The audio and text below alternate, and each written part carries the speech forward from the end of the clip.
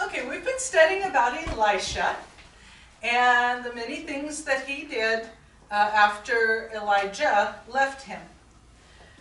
He traveled around from city to city ministering to people and doing whatever God told him to do in each city. And he came to a city called Shunem. And when he was there, here's my flannel here, there was a wealthy woman who met him and invited him to come stay with her family, her and her husband and their servants and all of that. And after he had a nice visit there, obviously, because every time he came to the city of Shunem, he would stay with her. In fact, it got to the point where she said, you know what we need to do?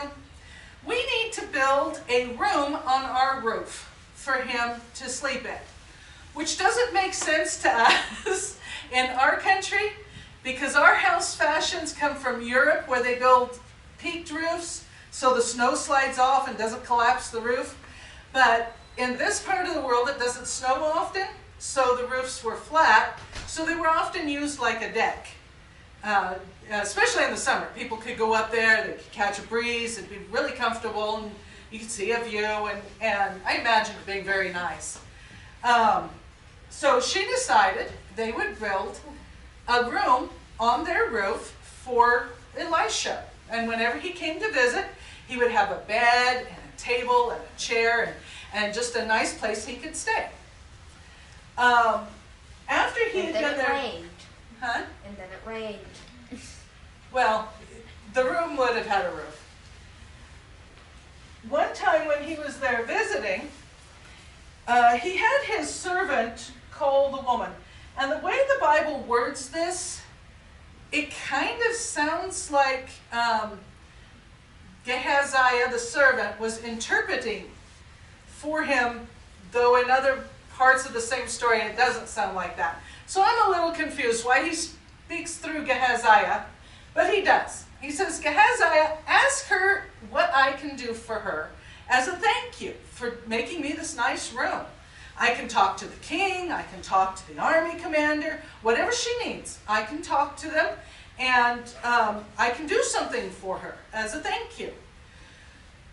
She said, you know, I'm fine. My family takes care of me, we've got plenty, everything's good, I don't need any favors. But Gehazi pointed out to Elisha, she doesn't have any sons.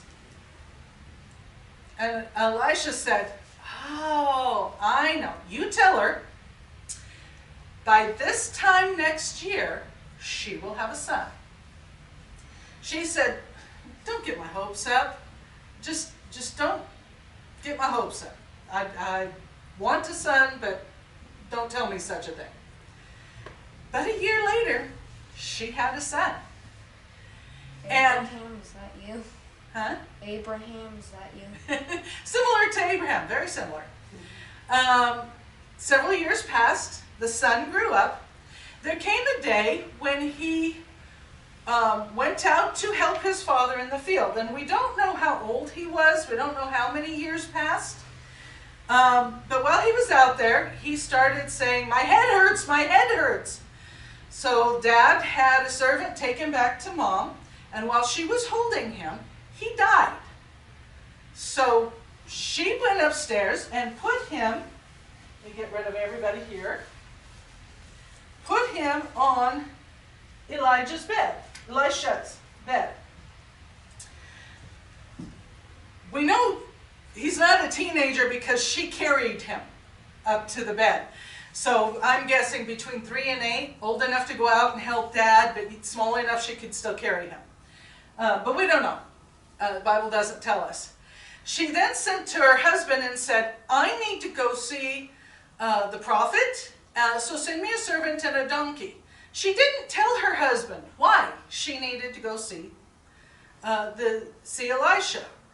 He argued with her for a minute. She said, everything will be cool. It's all right. Even though it's not a special day, it's okay. I need to go talk to him. So she got on the donkey. The servant led her out. Elisha saw her coming and had Gehazi go meet her and ask what was wrong. She said, everything's cool, I need to talk to Elisha. When she got there, she fell at his feet and began weeping. Elisha said, take my walking staff and go lay it on the face of the child. Because she said, didn't I tell you not to get my hopes up? Gehazi did, the child didn't move. So Elisha went with her to the house. He went up to his room, he shut the door, and he laid down on the child. The Bible says he put his mouth on the child's mouth, his hands on the child's hands. And when he did, the child began to warm up. He got up, he walked around the room, and he prayed, and he prayed, and then he lay back down on top of the child. And when he did, the little boy sneezed 7 times. Is that important? The Bible records it, so it's evidently important, but I have no idea why. He was fine after that. After sneezing 7 times, he was alive again. And Elisha called the mom up. She was very happy to get her son, and everything is good from now on. So this is the healing God that we serve, who loves us and takes care of us and is fully capable of doing anything that we need done in our lives, including healing our bank accounts. Or cars. Huh? Or cars. Or our cars, yep. So let's sing our song. Everybody ought to know. Everybody ought to know. Everybody ought to know. Who Jesus is. Everybody ought to know. Everybody ought to know. Everybody ought to know who Jesus is. He's the lily of the valley. He's the bright and morning star. He's the fairest of 10,000.